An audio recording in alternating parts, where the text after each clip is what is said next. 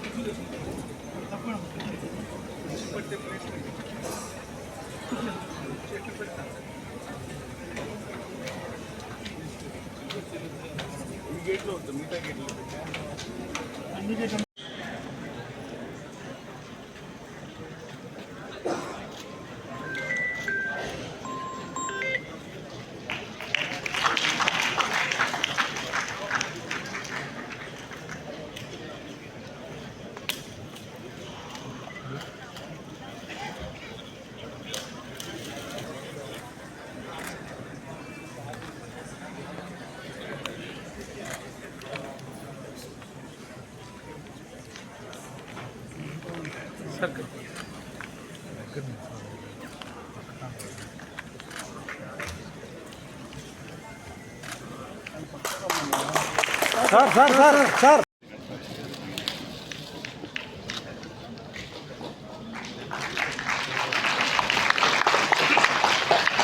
ఇంకా తీస్తున్నారు sir.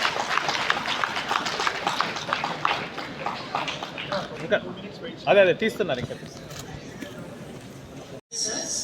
I now hand over the proceedings of the seminar. Professor N. V. Krishnarao Garu, Department of Telugu and Oriental.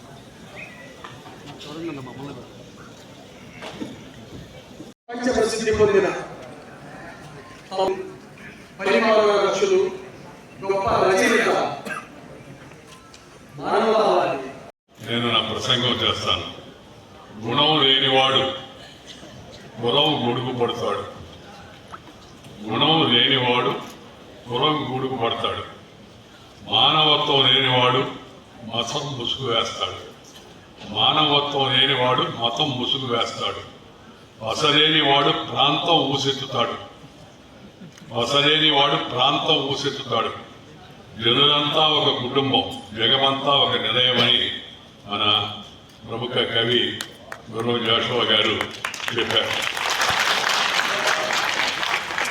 నేను నా ప్రసంగాల్లో కూడా ఈ విషయాలు చెప్తూ ఉంటాను. కులమో మతమో ప్రాంతమో భావమో భాష వాటిని ఉపయోగించి కొత్త సత్యనారాయణమూర్తి గారి శత జయంతి సందర్భంగా ముందుగా వారికి నా నివాళులు అర్పిస్తూ ఉన్నాను.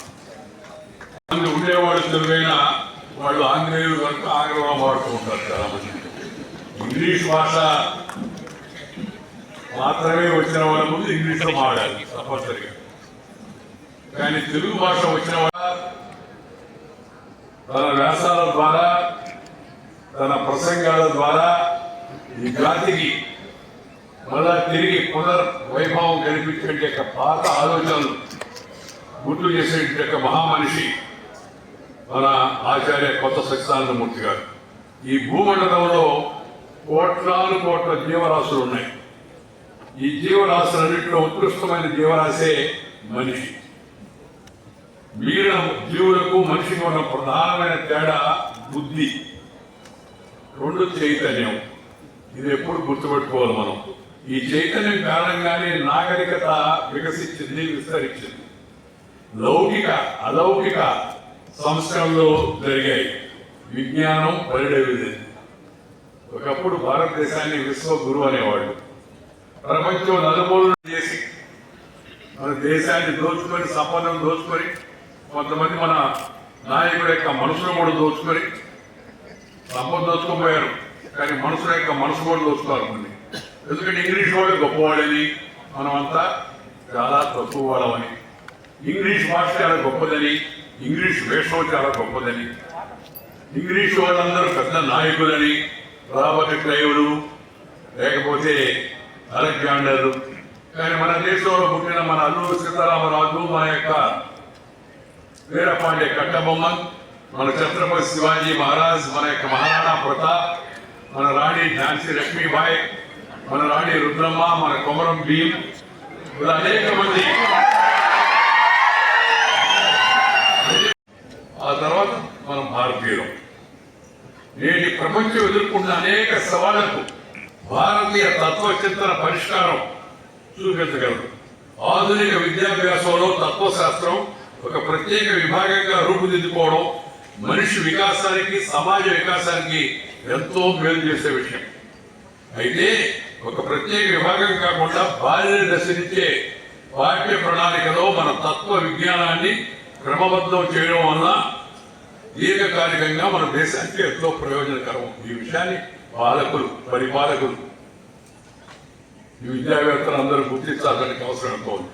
అదేదో ఒక సబ్జెక్టు ఫిలాసఫీ అనేటి ఉద్దేశం కాకుండా అసలు మనం అన్ని స్థాయిల్లో కూడా మన భారతీయ తాత్విక చింతనను భాగస్వామి చేయాల్సిన అవసరం ఉంది. సత్యం వద, సత్యాన్ని పలకండి. సత్యం వద అంటే సత్యాన్ని వదిలించమని కాదు. కొంతమంది మహానుభావులు అదే చేస్తుంటారు. ధర్మం చెర, ధర్మాన్ని చెరపట్టండి అని కాదు, ధర్మాన్ని ఆచరించండి అని చేసే బోధ. తల్లిదండ్రులను, గురువులు దైవంతో సమానంగా భావించాలని చెప్పే మాతృదేవోభవ, పితృదేవోభవ, ఆచార్య దేవోభవ అనే సూక్తి తైత్రీయ ఉపనిషత్తులోనిది. కొత్తగా మనకు అనుకుంటుంది కాదు. లేవండి, నిద్ర మేలుకోండి అంటూ యువతకు స్వామి వివేకానంద ఇచ్చిన అత్యంత స్ఫూర్తిదాయకమైన పిలుపు కంఠోపనిషత్తులోనిది. దాంట్లో తీసుకోవడం వృక్షో రక్షిత రక్షిత. ఈరోజు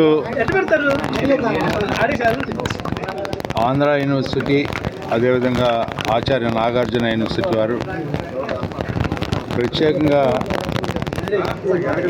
కొత్త సచ్చిదానందమూర్తి సెంటనరీ సెలబ్రేషన్స్ని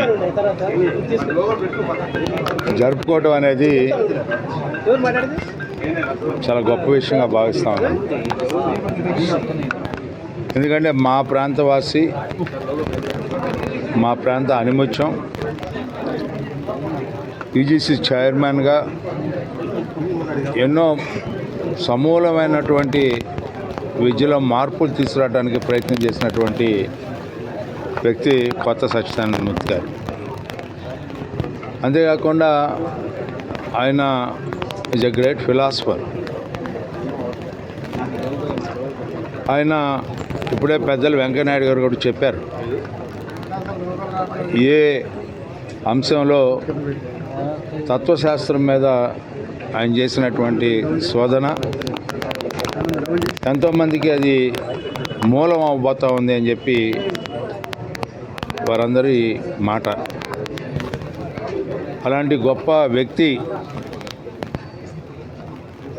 ఆయన మనందరికీ తెలుసు, పద్మభూషణ్ అవార్డు గ్రహీత. ఆయనకి ఏ రకంగా కూడా ఎన్ని గొప్ప మాటలు వారి గురించి చెప్పుకున్నా కూడా అది తక్కువే అని చెప్పి అంత నిరాడంబరంగా, without having any exposure in his life, ఆ రకంగా ఆయన జీవితాంతం కూడా పనిచేసినటువంటి నిస్వార్థ జీవి.